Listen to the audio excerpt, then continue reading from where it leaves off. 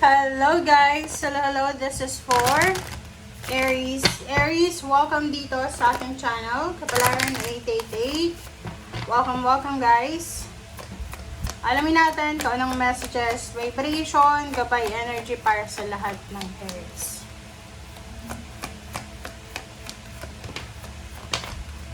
Okay.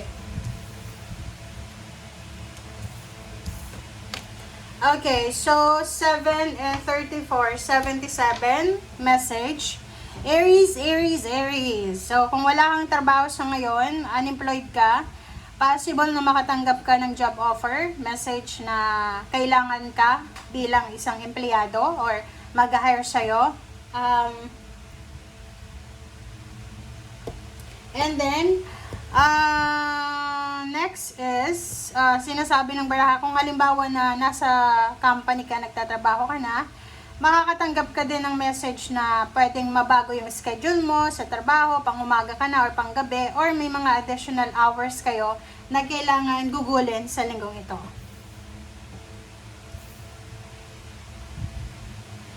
Alright.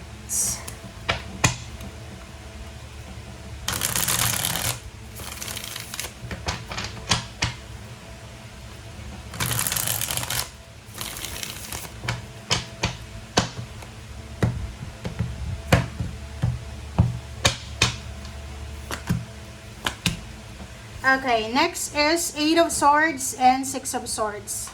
8 of Swords and 6 of Swords. Sinasabi ng baraha sa'yo dito na yung iba sa inyo dyan, may mga Aries kayo na like, dati kayong OFW tapos nag for good kayo sa Philippines.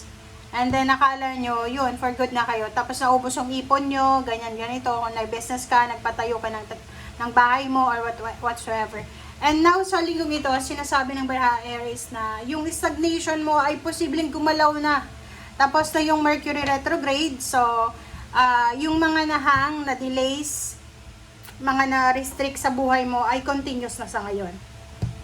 Pwedeng yung travel na minamanifest mo ay posibleng matuloy na. Pwedeng yung planong paglilipat bahay, paglilipat ng trabaho, or kung ano pa man ang changes sa buhay mo, ay posibleng matuloy na. Okay? Congratulations sa'yo. Wow! So, nakikita ko talaga dito, there's an offer of contract signing sa trabaho. Pwedeng there's an offer of marriage. May mga offer dito ng like, posibleng galing ito sa mga otoridad. So, halimbawa, may mga politiko, mga pangyarihan sa lipunan na kilala mo, konektado sa'yo, na posibleng mag-offer sa'yo ng tulong or kung ano pa man. 5 of Cups and then 5 of Rods. So, sinasabi ng baraha sa'yo dito na sa linggong ito din, Aries, iwasan natin yung pakikipag-away, pakikipag-kompetensya. Iwasan natin na makapasok sa gulo, sa mga walang kwentang kaguluhan na posibleng umabot sa police, umabot sa judge, or umabot sa mga abogado. Okay? Para hindi tayo magsisi sa bandang huli.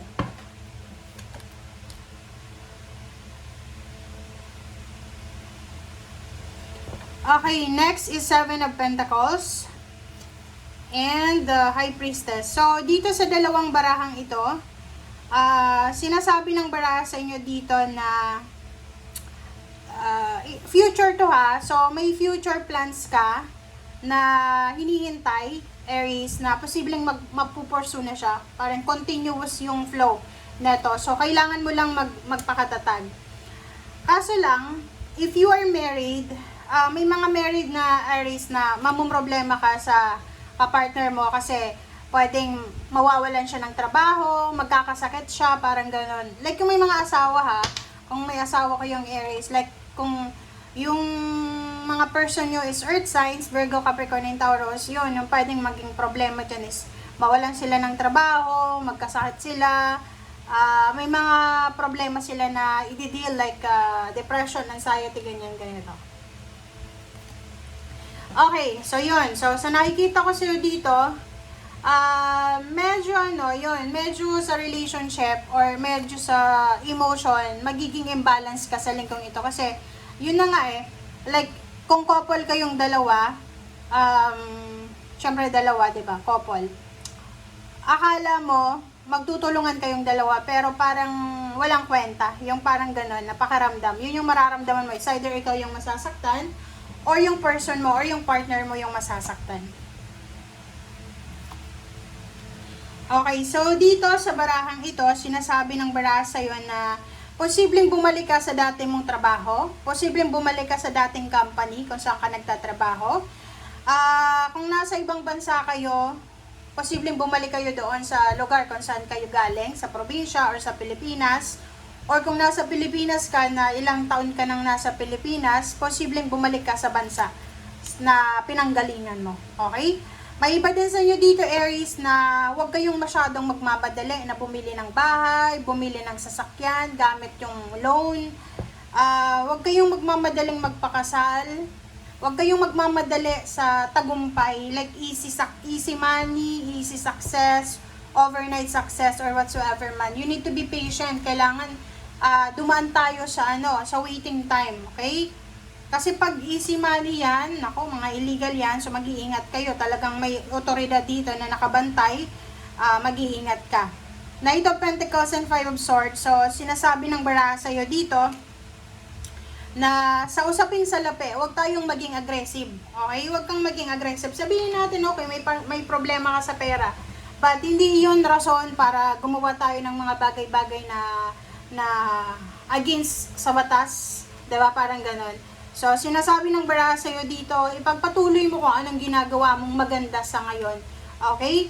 Sabi ng baraha sa'yo, kung kailangan mo ng tulong, kung napapagod ka na sa obligations mo, napapagod ka na sa mga nangyayari sa paligid mo, humingi ka ng tulong. Huwag kang mag-suffer mag-isa, huwag mong sarilinin yung problema. Kung pera yung problema mo, na parang nag-iisip ka, ano kaya mangyayari sa buhay mo sa future? Sinasabi ng baraha sa'yo dito na huwag tayong masyadong overthinking, nag-overthink ka, overanalyzing the situation. Wala ka namang control eh. 'Di ba? Ang gawin mo daw is pagbutihin mo yung ginagawa mo. Kung may trabaho ka, pagbutihin mo yung trabaho mo. Kung may negosyo ka, pagbutihin mo yung negosyo. Balanse. Kailangan may oras ka sa sarili mo, may oras ka sa pamilya mo, may oras ka para sa health mo, ganyan. Okay? Sinasabi ng baraha na importante daw, Aries, sa linggong ito, na unahin mo yung iyong emotions kaysa sa lapi.